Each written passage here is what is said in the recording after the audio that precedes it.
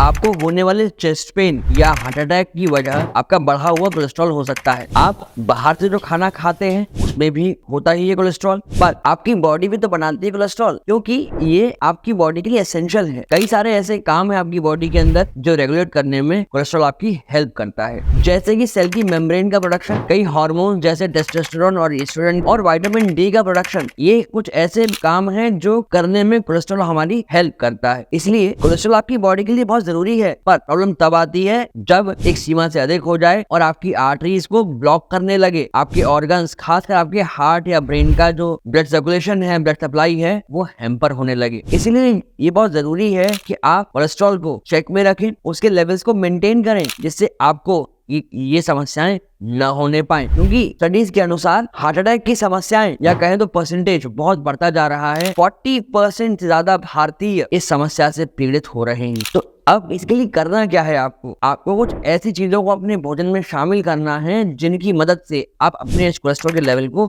Maintain रख सकते हैं। इसीलिए आपको आज का ये वीडियो अंत तक ध्यान से देखना है, सुनकर अमल में लाना है, जिससे आप भी स्वस्थ रह सके, चेस्ट पेन से, हार्ट अटैक से, ब्रेन स्ट्रोक से दूर रह सके। आप अपने चैनल को अभी सब्सक्राइब कर लेंगे, फिर आगे बढ़ेंगे। तो मैं हूं आपका फिजियोथेरेपिस्ट और nutritionist doctor Abhinav Chaturvedi, Rooprani health care, Shastripuram road, Agra से।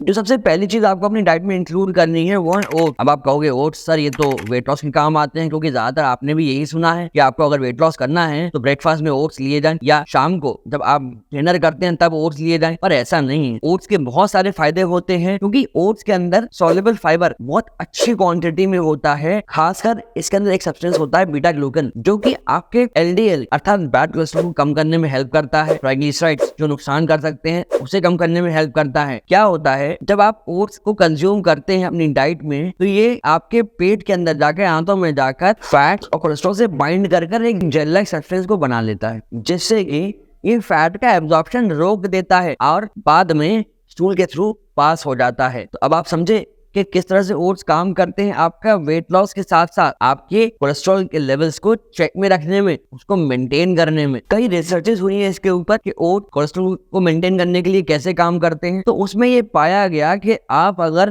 40 to 50 ग्राम की एक सर्विंग लेते हैं डेली, तो इससे आपका जो एलडीएल का लेवल है वो लगभग 10% तक कम होने लगता है। और 10% एक अच्छा परसेंट है, तो आपको भी इसी तरह से ओटमील अपने डाइट में शामिल करना चाहिए, जिससे आपका भी कोलेस्ट्रॉल लेवल कम हो सके, आप उसे मेंटेन कर सके। आपको अपने कोलेस्ट्रॉल लेवल को मेंटेन करने के लिए ओट्स को लेना चाहिए। और आप लगभग क्या सर्विंग रखेंगे, तो जैसा हमने आपको अभी बताया कि रिसर्च के अनुसार लगभग 50 ग्राम की एक सर्विंग आपकी होनी चाहिए। अब ये तो मिनिमम क्वांटिटी हो गई, आप चाहें तो आप ज्यादा भी ले सकते हैं, क्योंकि इसका कोई नुकसान नहीं होता। तो ओट्स लीजिए और अपने कोलेस्ट्रॉल को मेंटेन करिए। आशा करते हैं आपको ओट्स के बारे में यहाँ तक की जानकारी समझ आई होगी, इसलिए इस वीडियो को लाइक अभी कर दी। रिसर्च ये भी कहती है कि आपका कोलेस्ट्रॉल लेवल कितना कम होगा ये आपके ओट्स की डोज पर भी डिपेंड करता है, अर्थात जो आपकी डोज है वो तय करेगी कि कितना आपका कोलेस्ट्रॉल का लोड लोअरिंग हो सकेगी। इसीलिए आप अगर चाहें तो ओट्स की जो आपकी सर्विंग है एक मील में वो बढ़ा भी सकते हैं। आप ओट्स को कंज्यूम करने के लिए, अपने नाश्ते में शामिल करने के लिए आप इसको दूध में पका सकते हैं, जिससे कि आपको एक फ्लेवर भी आ जाएगा, एक कंसिस्टेंसी आ जाएगी। हाँ,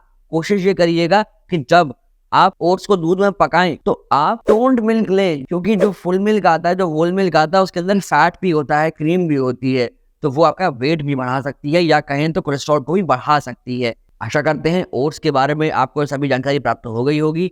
अगर फिर भी नहीं हुई है तो हमें अपनी समस्या कमेंट में अभी पूछ। नेक्स्ट आता है ईसबगोल। इसका साइंटिफिक नेम होता है प्लांटेगो ओएटा। ईसबगोल को दो तरह से यूज किया जा सकता है, बीज की तरह और हस्क यानी भूसी की तरह। मार्केट में कई सारे इसके सप्लीमेंट्स आते हैं जिन्हें आप यूज कर सकते हैं। आपने आमतौर पर ईसबगोल के बारे में ये सुना होगा कि जिन लोगों को कॉन्स्टिपेशन है, पेट की कोई समस्या है, पेट में दर्द हो रहा है, उन्हीं को ये दिया जाता है, पर ऐसा नहीं है। ईसबगोल का एक बहुत बड़ा बेनिफिट ये भी है कि अगर आप इसको यूज करते हैं तो ये आपके बॉडी में से कोलेस्ट्रॉल को एब्जॉर्ब होने से रोकता है, क्योंकि इसके अंदर बहुत अच्छी मात्रा में सॉल्युबल फाइबर होता है। और स्टडीज से ये मालूम पड़ता है कि ईसबगोल को जब आप यूज करते हैं तो ये आपके कोलेस्ट्रॉल को लोअर करता है, साथ में आपकी डायबिटीज को भी अर्थात आपकी शुगर को भी रेगुलेट करने में काफी हेल्प करता है। एक रिसर्च के अनुसार जब इसबगोल दिया गया कुछ लोगों को जिन्हें कोई मेडिसिन नहीं दी जा रही थी और इसकी डोज जो थी वो उनके कोलेस्ट्रॉल लेवल्स के हिसाब से रखी गई थी। मिनिमम डोज थी 3 ग्राम, मैक्सिमम डोज थी 10.5 ग्राम।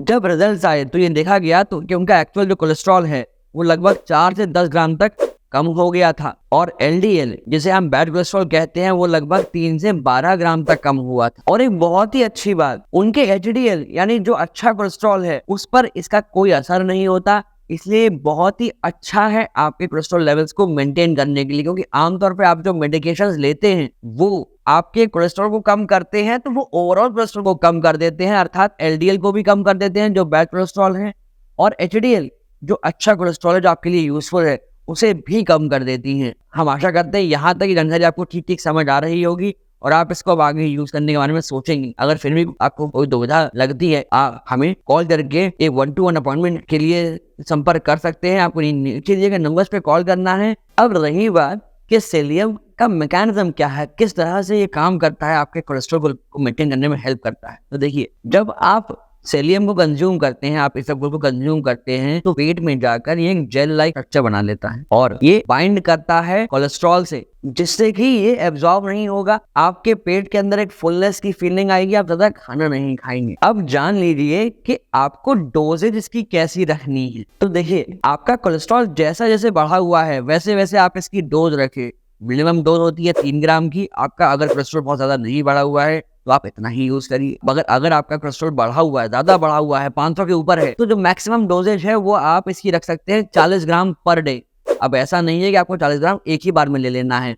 आप जो एक बार की मैक्सिमम डोजेज होती है वो 10.5 ग्राम होती है, तो आप 10-10 ग्राम के 4 डोज बना लीजिए और दिन भर में इसे कंज्यूम करिए। इससे आपके जो कोलेस्ट्रॉल के लेवल्स हैं वो धीमे धीमे कंट्रोल में आने लगेंगे। आशा करते हैं ये कोलेस्ट्रॉल को कैसे कम करना है समझ आ रही होगी। पर कुछ ऐसे भी फूड आइटम्स हैं जिनमें जो कोलेस्ट्रॉल होता है वो आपके लिए अच्छा होता है, जैसे कि एग के अंदर। इसके फायदे क्या क्या होते हैं जानने के लिए ये वाला वीडियो देखिए, इसका लिंक हमने आई कार्ड में छोड़ा है, ये वीडियो खत्म करने के बाद में। अब नेक्स्ट आता है कि आपको खाना खाना है, खाना बनाने के लिए आपको कुकिंग मीडियम भी यूज करना है। तो आप ऐसे जो भी ऑयल्स हैं जो कुकिंग मीडियम है आपकी बॉडी में कोलेस्ट्रॉल को बढ़ाते हैं तो उनको अवॉइड करना है। तो उसके लिए आपको अपना कुकिंग मीडियम चेंज करना है। आपको करना क्या है, आपको सरसों का तेल या मूंगफली का तेल यूज करना है। इसके अंदर कोलेस्ट्रॉल तो होता है बट अच्छा कोलेस्ट्रॉल होता है, इसमें ट्रांस फैट्स नहीं होते हैं और अनसैचुरेटेड फैट होते हैं जो आपके लिए हेल्पफुल हैं, आपकी बॉडी में बैड कोलेस्ट्रॉल को नहीं बढ़ाते हैं। और सबसे खास बात, इन सब के साथ आपकी जो हार्ट की हेल्थ है